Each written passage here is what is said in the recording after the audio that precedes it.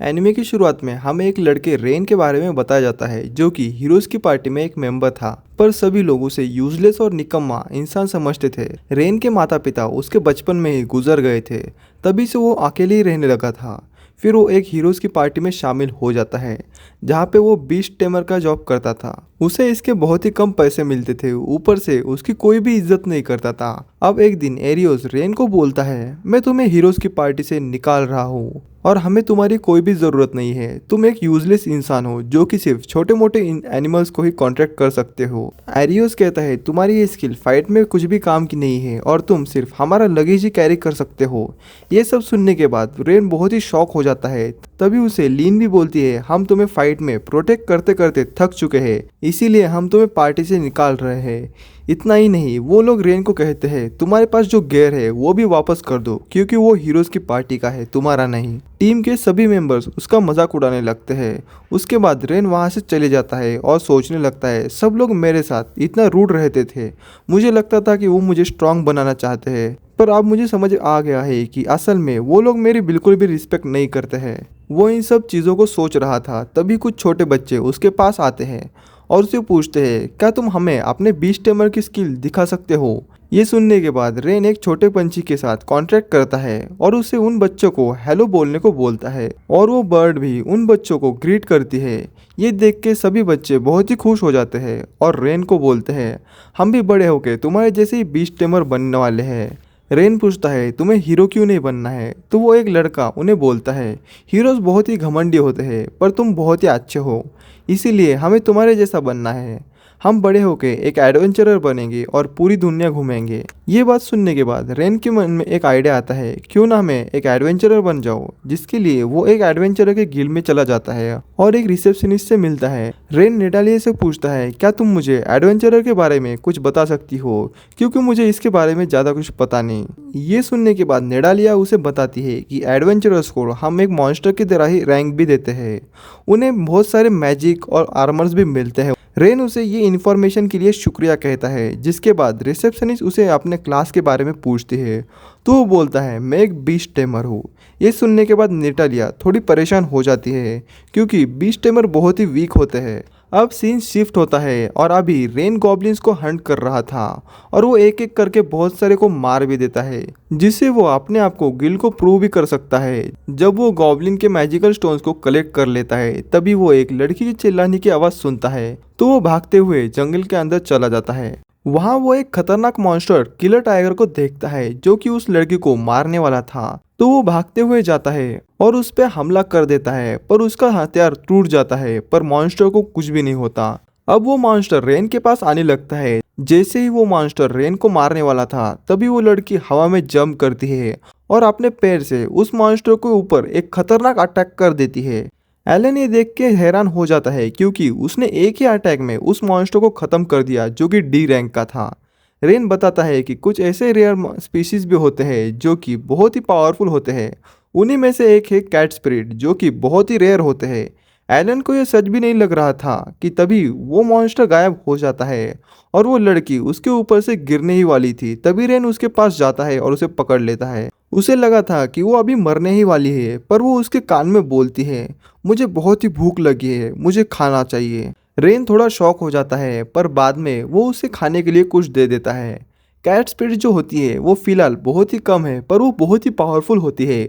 उनके पास magical powers नहीं होती, पर वो उनकी फिजिकल स्ट्रेंथ बहुत ही ज़्यादा होती है। अब वो लड़की रेन को खाने के लिए थैंक्स कहती है क्योंकि उसने बहुत ही दिनों से कुछ भी नहीं खाया था। कानाडे जो कि उस कैट स्पिरिट का नाम होता है, उससे रेन पूछता है, तुम यहाँ पे अकेले जंगल में क्या कर रही हो। कानाडे बताती है, मैं तो बस ऐसे ही घूम रही थी, वैसे भी हमारी स्पीशीज बहुत ही कम होती है और वो सब लोग आराम से जंगल के अंदर रहते हैं, पर मुझे उनके जैसा रहना बिल्कुल भी पसंद नहीं है। तो मैं अपने एडवेंचर के लिए वहां से निकल गई और तभी तुमने मुझे उस मॉन्स्टर से बचा लिया। कानाडे अब उसे अपनी स्टोरी बताने को बोलती है। तो रेन बताता है, मैं हीरोज की पार्टी में था 6 महीने के लिए, पर मुझे वहां से निकाल दिया गया और अब मैं एक एडवेंचरर बनने वाला हूँ।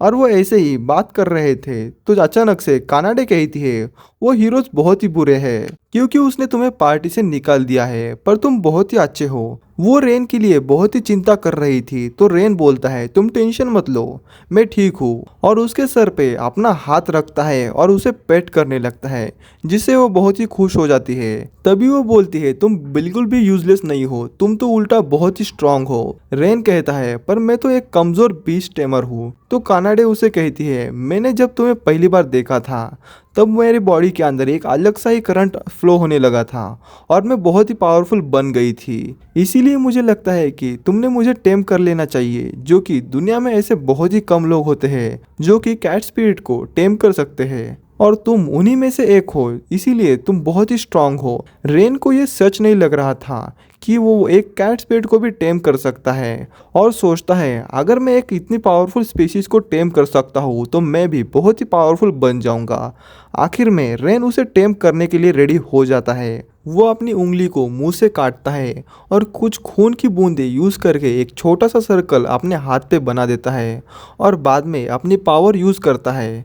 फिर बोलता है मेरा नाम रेन शार्ड है। तभी एक बड़ा सा सर्कल कानाडे के पास बन जाता है और उन दोनों के बीच में एक बॉन्ड बनना शुरू हो जाता है। अब फाइनली वो कॉन्ट्रैक्ट भी पूरा हो चुका था और कानाडे के हाथ पे वो पार्क भी बन चुका था। इससे रेन और कानाडे दोनों ही बहुत खुश थे। नेक्स्ट सीन में रेन और कानाडे हॉर्न रैबिट्स को ढूंढ रहे थे और उन्हें एक मिल भी जाता है।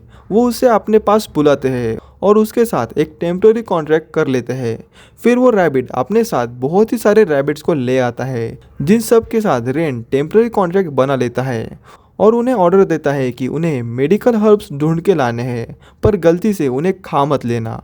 अब सारे रैबिट्स चले जाते हैं। कानाडे रेन की पावर देख के घबराने लगती है और बोलती है तुम इतने सारे रैबिट्स को एक साथ ही कैसे टेम कर सकते हो, क्योंकि एक नॉर्मल बीस्ट टेमर एक कॉन्ट्रैक्ट ही साइन कर सकता है, पर तुम्हारा कॉन्ट्रैक्ट मेरे साथ है और तुमने इतने सारे रैबिट्स के साथ भी कॉन्ट्रैक्ट कर लिया है, जो कि एकदम इम्पॉसिबल होता है। ये सब रेन के लिए एकदम नॉर्मल था क्योंकि उसके विलेज के अंदर सभी लोग ये सब कर सकते हैं, पर ये कानाडे के लिए बिल्कुल भी नॉर्मल नहीं था, इसलिए वो बहुत ही शॉक हो गई थी। कुछ समय बाद रेन एडवेंचरर्स की गिल्ड वापस आ जाता है और जो आइटम्स उसने कलेक्ट किए थे वो उस रिसेप्शनिस्ट को दे देता है। नटालिया उसे कॉन्ग्रेचुलेशंस बोल के उसे एक एफ रैंक के एडवेंचर डिक्लेयर कर देती है और साथ में उसे गिल्ड कार्ड और उसका इनाम का जो पैसे है वो भी उसे वापस कर देती है। नटालिया उसे बताती है कि उसकी जैसे जैसे एडवेंचरर की रैंक बढ़ती जाएंगी उसकी पेमेंट भी बहुत ही ज्यादा बढ़ती जाएंगी। ये सुन के रेन सोचता है कि मुझे मेरी रैंक जल्दी जल्दी बढ़ानी चाहिए।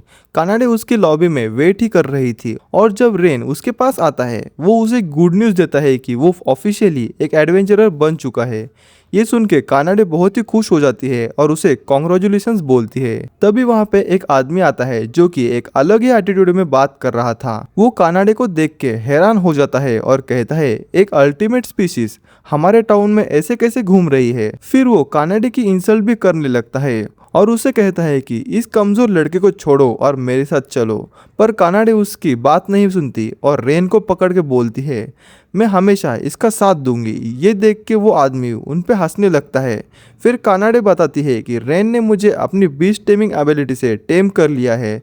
ये सुनते ही वो आदमी और भी ज़्यादा ज़ोर ज़ोर से हंसने लगता है और कहता है कि इतनी पावरफुल स्पीसीज को कोई भी एक बेकार सा बीस्ट टेमर कभी भी टेम नहीं कर सकता। उस आदमी को लगता था कि रेन झूठ बोल रहा है, तो वो अपनी बात प्रूव करने के लिए रेन को एक आर्म रेसलिंग के मैच के लिए चैलेंज करता है और बोलता है अगर मैं जीत गया तो इस कानाडे को मेरे साथ जाना पड़ेगा। फिर रेन भी उस चैलेंज को एक्सेप्ट कर लेता है कानाडे के लिए। उस आदमी को लगता है कि वो रेन को आराम से हरा देगा, पर मैच स्टार्ट होते ही रेन उसे एक ही झटके में पूरी तरह से हरा देता है, जिससे वो आदमी जमीन पे ही गिर जाता है। इन सब से वहाँ पे बहुत ही हंगामा हो गया था और तभी नटालिया वहाँ पे आ जाती है और रेन से उस आदमी की तरफ से माफी मांगती है। तभी वो आदमी नटालिया की स्कर्ट खींचने लगता है। इससे नटालिया को बहुत ही गुस्सा आ जाता है और वो टेबल फेंक के मार देती है उसके मुंह के ऊपर और वो आदमी वहां पे ही बेहोश हो जाता है। रेन अपने हाथों को देखता है और सोचता है मुझ में इतनी ज्यादा पावर कैसे आ गई है। तो कानाडे उसे बताती है कि वो कमाल उसकी बॉन्ड की वजह से हुआ है। जब कोई भी बीस्ट टेमर किसी भी रेयर स्पीसीज के साथ कॉन्टेक्ट बनाता है तो उस स्पीसीज की कुछ पावर उसके मास्टर को भी ट्रांसफर हो जाती है। क्योंकि किसी ने भी आज तक किसी अल्टीमेट स्पीसीज को टेम ही नहीं किया। फिर वो दोनों अपने टीम के पहले ही क्वेस्ट के लिए चले जाते हैं, जो कि एक मेडिकल हर्ब्स को कलेक्ट करना था। इससे कानाडे थोड़ी डिसअपॉइंट थी, क्योंकि उसे लगा था कि एडवेंचरर की लाइफ में उन्हें बहुत सारी एक्साइटिंग चीजें करनी पड़ेगी, जिसमें वो बहुत सारे रेयर आइटम्स ढूंढेंगे और किसी प्रिंसेस को रेस्क्यू करके लाना ऐसे मिशन करेंगे। रेन उसे समझाता है कि हम फिलहाल सिर्फ एफ रैंक के ही एडवेंचरर्स है, तो हमें एक्सपीरियंस गेन करने के लिए हमें छोटे छोटे क्वेस्ट करने पड़ेंगे, जिससे हमें वो एक्सपीरियंस मिल जाएगा। इतने में वहाँ पे बहुत सारे रैबिट्स हर्ब्स को कलेक्ट करके ले आते हैं और यहाँ पे कानाडे कुछ भी हर्ब्स कलेक्ट नहीं कर पाती। इससे वो बहुत ही ज्यादा चिढ़ जाती है। तभी वो किसी के चिल्लाने की आवाज सुनते हैं और भागते हुए वहाँ पे चले जाते हैं। वहाँ पहुंचकर वो देखते हैं कि कुछ लुटेरे एक बूढ़े आदमी को डरा रहे थे और उसे लूटने की कोशिश कर रहे थे। कानाडे उन्हें देख के पहचान लेती है कि वो लोग ईबॉन फैंग नाम के एक बहुत बड़े ग्रुप के मेंबर्स है। वो रेन को कहती है हमें वापस जाके मदद बुलानी चाहिए, लेकिन रेन कहता है और अगर हमने अभी कुछ भी नहीं किया तो वो बूढ़ा आदमी बहुत ही मुश्किल में फंस जाएगा। फिर वो डिसाइड करता है कि वो खुद ही उस आदमी को बचाएगा।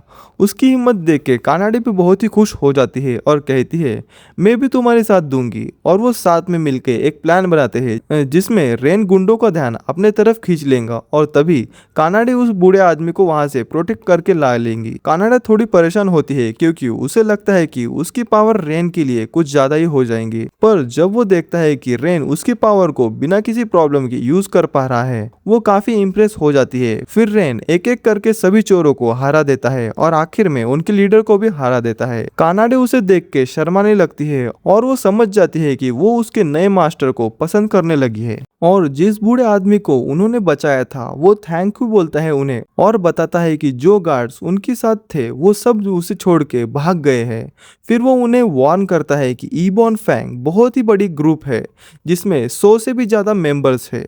वो लोग जरूर बदला लेने की कोशिश करेंगे। ये सुनकर रेन सोचता है कि अगर वो लोग बदला ही लेने वाले हैं तो क्यों ना मैं ही इन सब लोगों को खत्म कर दूं। इसीलिए वो डिसाइड करते हैं कि वो पूरी ईबॉन फैंग ग्रुप को एक ही बार में खत्म कर देंगे। ये प्लान सुन के कानाडे पूरी तरह से हैरान हो जाती है और कहती है कि हम दो लोग उन 100 बैंडिट्स को कैसे हरा सकते हैं, ये तो इम्पॉसिबल है। पर रेन के पास एक आइडिया था। वो एक छोटी सी स्क्विरल को टेम करता है और उसे आगे भेज देता है, जिससे वो बेस के बारे में पता कर सके। कुछ देर बाद स्क्विरल उनका हाइड आउट ढूंढ लेती है और रेन कानाडे को अपने सीक्रेट वेपन के बारे में बताता है। रेन सिर्फ एनिमल को ही नहीं, इंसेक्ट को भी टेम कर सकता है। फिर रेन अपने प्लान बताता है कि वो बहुत सारी बीज को टेम करेगा और उनके स्ट्रिंग को पॉइजन को यूज करेगा। वो उन बैंडिट्स को पैरालाइज कर देंगे। इसके बाद रेन कानाडे को कहता है कि तुम सिटी में वापस चले जाओ और गिल्ड से कुछ एडवेंचरर्स को बुला लाओ, ताकि जब वो बैंडिट्स हार जाए तो वो उन्हें इजीली पकड़ सके।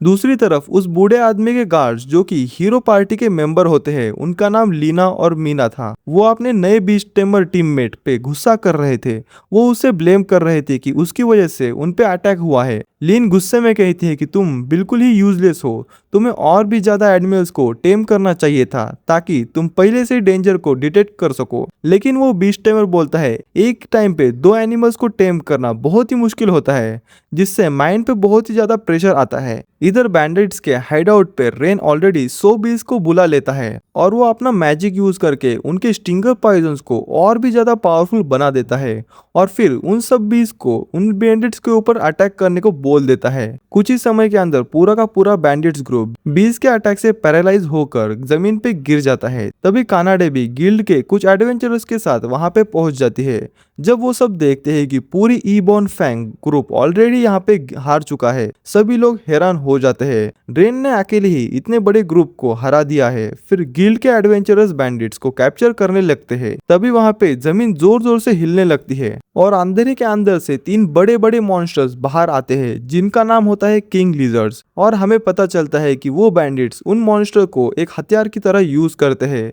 लेकिन प्रॉब्लम ये है कि किंग लिजर्ड्स को कोई भी टेम नहीं कर सकता और वो लिजर्ड अभी सभी लोगों पे अटैक करने लगते हैं। जब रेन और कानाडे उन लिजर्ड्स को देख लेते हैं तो वो एक्शन के अंदर आ जाते हैं। रेन बाकी एडवेंचरर्स को कहता है कि तुम जल्दी से पैरालाइज्ड बैंडिट्स के साथ यहाँ से बाहर चले जाओ। इसके बाद रेन उन मॉन्स्टर का सामना करने के लिए आगे चला जाता है और वो उस समय अपने पूरी लाइफ के बारे में सोच रहा था। तो उसे याद आता है कि पहले पहले वो खुद को इतना यूजलेस समझता था, पर अब उसके साथ कानाडे है तो उसे लग रहा है कि वो सच में स्ट्रांग बन गया है। फिर रेन और कानाडे मिलकर किंग ऑफ लिजर्ड्स के साथ बैटल करने लगते हैं और वो जीत भी जाते हैं। फिर थोड़ी देर बाद वो केव से बाहर आ जाते हैं तो सभी गिल्ड मेंबर्स बहुत ही खुश हो जाते हैं और उन्हें चेयर्स करने लगते हैं। और उसी वक्त रेन कानाडे के पास देखता है और सोचता है, अगर ये कैट स्पिरिट मेरे साथ है तो मुझे लगता है मैं इस दुनिया के अंदर कुछ भी कर सकता हूँ। और इसी के साथ हमारी ये पार्ट खत्म हो जाता है। अगर आपको ये वीडियो पसंद आती है तो प्लीज वीडियो को लाइक कर दो और चैनल को सब्सक्राइब करना मत भूलना। हम मिलते हैं अगले पार्ट के अंदर।